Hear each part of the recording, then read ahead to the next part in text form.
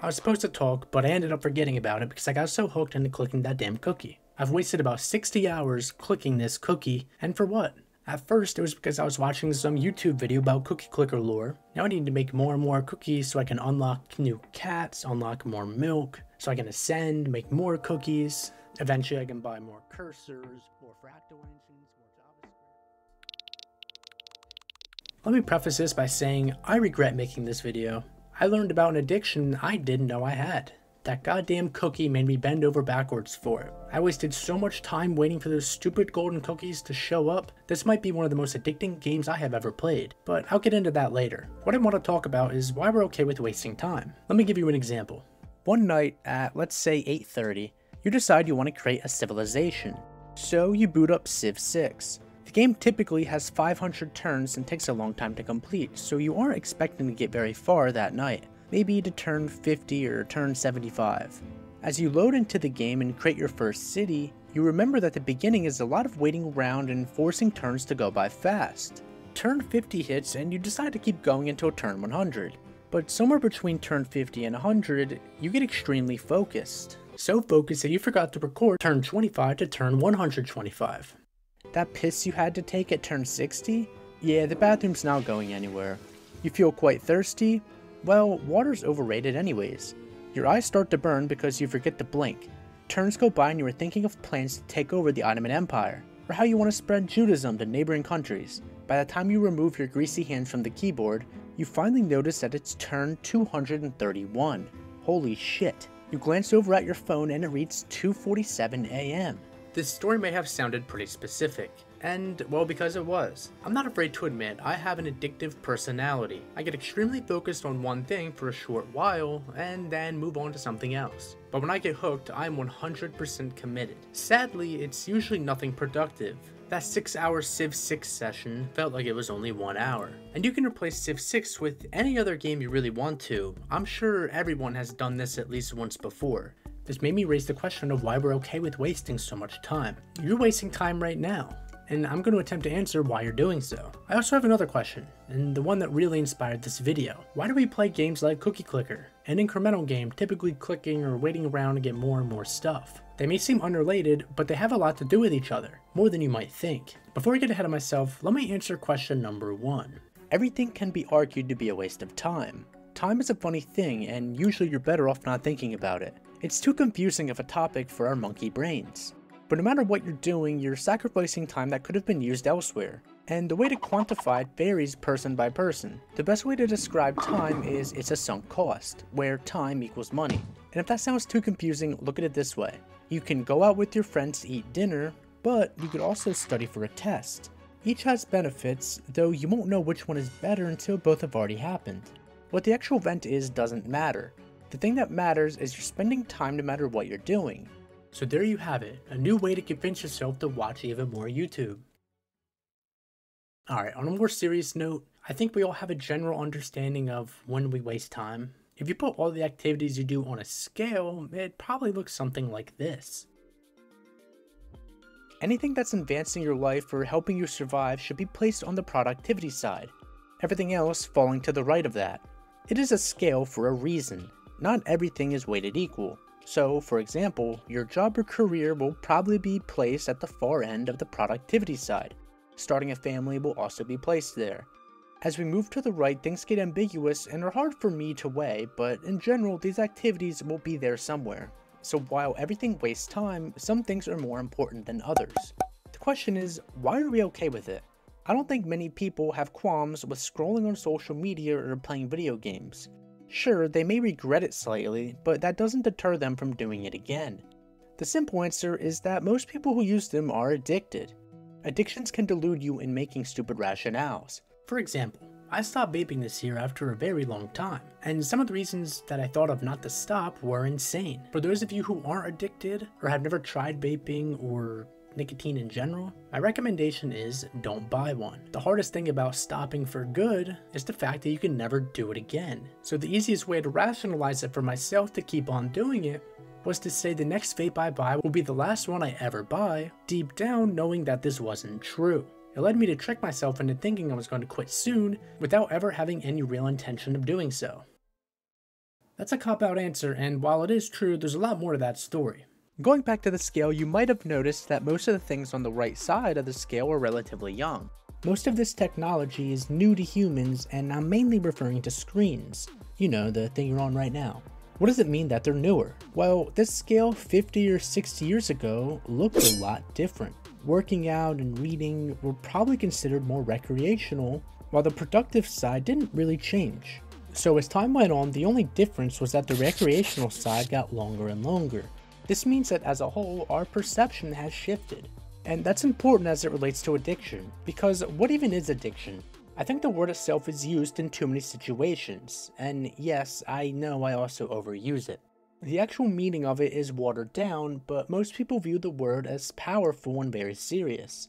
The real definition is a compulsive, chronic, physiological or psychological need for a habit-forming Substance, behavior, or activity having harmful physical, psychological, or social effects and typically causing well-defined symptoms such as anxiety, irritability, tremors, or nausea upon withdrawal or abstinence. You can call anything an addiction, and it isn't always a bad thing. Working out can be viewed as an addiction, but no one would call that habit bad. You can be addicted to reading or playing chess. That doesn't matter as the word itself is stigmatized. When thinking of addiction, the average person doesn't think of that definition. Most people, including myself, view it as liking something a lot. The word addiction is just a hyperbole. Another way I describe it is overusing or overdoing something compared to the average person. Now, overusing or overdoing anything is always based off the average person's use. So if the average of something goes up, well then so does overusing and overdoing. What I'm trying to say here is that if everyone is addicted to screens, then no one is. Bright colors, flashing images, music, whatever the reason, screens were designed to capture attention. In a lot of ways you may not even realize. Colors used at certain times can influence how you feel. Think about money and you might think or feel green. Think about Valentine's Day and you probably picture red or pink. This is based on your association of things and designers take that into account. Unless you're using this as background noise, you probably just looked at the dot on the left side of the screen. Why? I'm not going to go into specifics, but basically this is due to a human's ability to detect changes. This is the reason that a car blinker blinks. If it was a static image, you would ignore it or not think much about it. But when it keeps flashing, you continue to notice it. If I did a good job at this, you've probably felt certain emotions at certain points of the video. There's a good chance that's because of the music. Until I started making YouTube videos, I never really thought about the music and how it affects the mood or feelings of something that you're watching.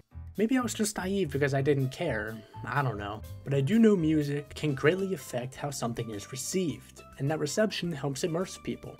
All the way back in 2013, the average person's screen time was just about 6 hours. The average American in 2023 uses them about 7 hours a day. Just over the past 10 years, we have collectively deemed it okay to go on screens for an extra hour each and every day. Is it actually okay for you to use them for that long? Probably not long term, but since everyone is doing it, there's a natural inclination to use them anyways. It's just like alcohol. Everyone would probably agree that all alcohol is bad for you. But in social settings, you are almost peer pressured into drinking something. And then you have others who drink it like it's water. It's a socially accepted thing that can have very bad consequences. So not only are screens brain candy, everyone uses them, so you feel it's okay to also use them. Our brains were not built for this high amount of stimulation we receive, and it shows. We have all silently agreed that it is okay to use them a lot. And what coincides with us using them more and more? The science of keeping and grabbing people's attention. In 2009, there was a study testing two groups of people on their multitasking cognitive abilities. Group 1 was deemed as high-medium multitaskers, or HMM for short. Group 2 were low-medium multitaskers, or LMM. Think of LMMs as this, and HMMs as this guy. But keep in mind this is 2009 and not an era infested with TikTok. Their hypothesis was that since HMMs have more practice multitasking, they would perform better. The groups were led to do a series of tasks, one of them being able to filter out environmental distractors. This test went as follows. The participants were shown a screen for 200 milliseconds. Then they flashed another screen for 100 milliseconds. The participants had to memorize the red rectangle's orientations at that time. Then the first screen was shown again for 900 milliseconds. And finally, this screen was shown at the end for 2000 milliseconds. That's a very bare bones explanation, but there were multiple other experiments like that. And to the surprise of the researchers at the end of everything, the LMMs outperformed in all tests. The reasoning is that LMMs have a higher ability to focus without getting distracted. As I'm writing this script, I have music playing in one ear, switching back and forth between tabs on my computer, and have Cookie Clicker on the other screen constantly glancing at it for golden cookies. Living as digital natives has tainted our brains. When we are laying on the couch, scrolling on Twitter, trying to watch The Boys, we probably aren't consuming either. There are plenty of reasons that this happens, but the result is that time is perceived as speeding by. We then continue to spend our time like the government spends our money. When we spend it too fast, we waste 6 hours of Civ 6 creating a fake world with 7 other AIs. Oh, that was just me. Never mind. When taking a step back and thinking about how much time I waste, I step forward and avoid the question. I then proceed to turn my brain off to click on cookies, which I now love. In case you forgot, that was the second question. For those of you who have never played it, the premise is very simple. You click cookies, you get more cookies, you buy things to generate even more cookies. There's not any real goal other than getting 100% achievements, but there are no actual credits to end the game. It's honestly one of the most pointless games I have ever played. No matter what I do in the game, everything I do will be pointless at some point.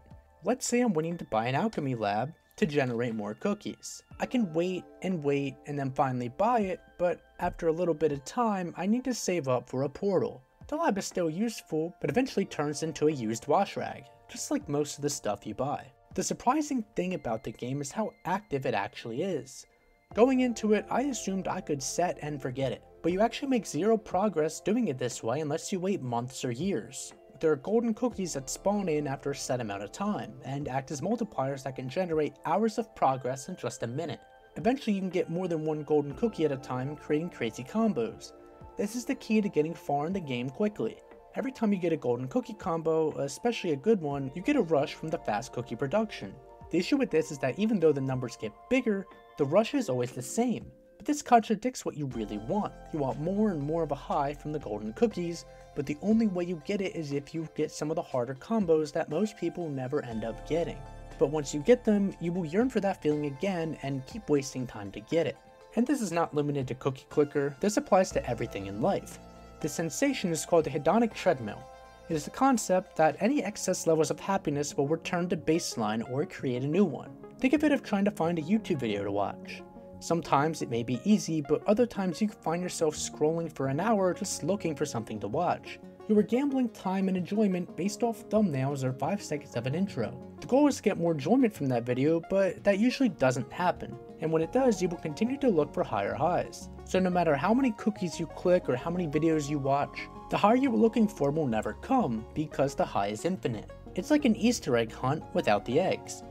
I thought it would be a cool idea to have Cookie Clicker running while I made this video. It went from, this would be a cool idea, to I'm a degenerate very quickly. The reason why I'm even talking about Cookie Clicker is because it showed me that I wasted time to make other things happen sooner. I would watch YouTube videos to distract me from the 2-minute wait for my golden cookies. The game was too distracting to do anything else. This is an abnormal example. A more relatable one would be about being excited for the weekend to come, or when you can finally leave school or your job to head home. There are moments when you wish for time to go faster. The best way to do this would be to waste time, as it feels like everything goes by quicker. But at the end of the day, we waste time in order for something else to happen. I will be the first to admit that I waste a great deal of time doing nothing, though that probably wasn't hard to tell. If you are watching this and are still here, I'm going to assume you face the same kind of troubles, or you're my mom. Either way, I don't want to come off like I have no problems with time. Time management is a hard thing to do, and it isn't any easier in a world that encourages it. There's nothing wrong with wasting time, as long as the other things are taken care of. This leads to procrastination, which is hardly ever a good thing. I'm the biggest procrastinator I know, so I understand the feeling. For things to get done, I need to have my back against the wall to get anything accomplished. In college, I put off starting a 5-page paper until the morning that it was due. I forced myself up at 6 AM and worked and wrote gibberish until 11 AM. I then ran over to the library to print it out and grab some food on the way. The paper was due at noon that day, leaving me an hour once I finished it at 11. What made it even worse is that I had a long time to work on it. I had about 2 or 3 weeks that I could have had it done. So as you might have expected, I didn't exactly do too well on that one. The weird thing about procrastination is that when I'm actually in the zone working, I really enjoy my time. But one little misstep while I'm in the zone takes me right out of it, like going on my phone or even going to the bathroom sometimes. And especially opening Cookie Clicker. One of the things that has worked for me in the past is putting my phone in a different room and leaving it in there so I won't get distracted. And it works for a while until I get the urge to waste my life on Twitter. That usually takes up about 10 to 15 minutes and then I can't get back in the zone. I equate it to waiting in line for a crowded roller coaster. You ride the coaster for about a minute and then you have to wait another 90 just to ride it again if you really want to. One option to fix this is to abandon our current way of life and go live in the woods. Well, that obviously isn't feasible for 99% of the population. The other option is to remove distractions such as deleting social media or getting rid of TVs. This option's also hard because we use things like Facebook or texting or Snapchat to communicate with our friends and family.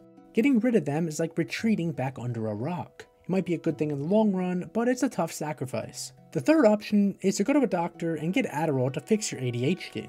Maybe this is the route most people take, but it also feels like putting a band-aid on a broken bone. It doesn't actually address the root cause of the issue. Like I mentioned earlier, screens are a relatively new thing, and our thousands of years of evolution were not meant to be stimulated at this level. We weren't built to be chasing a cookie high or hunting for a single video out of 1,000. This may be code, but it isn't a stretch to say there isn't anything we can do about it. The only thing we can do is to continue our lives and move forward with ourselves. Even just recognizing how we're tricked and manipulated and realizing we could be doing other things is very beneficial. Creating goals and working towards them is a step in the right direction. We have to keep fighting off instant gratification. The way I see it is that we're test subjects for the future, as we're the first of our kind to experience this technology. Over time, humans will adapt and hopefully be able to control this overload of information. And as pioneers of that ship, we are traveling towards something we can't yet see. We don't have the answers to this problem as of now, but we will have to tackle this one together. We may never be able to stop wasting time, but at least we can pave the path for the future generation. Maybe that's too grand of an idea, but I like to think of it that way. Now if you don't mind me, I'm going back to click cookies now that this is finally over.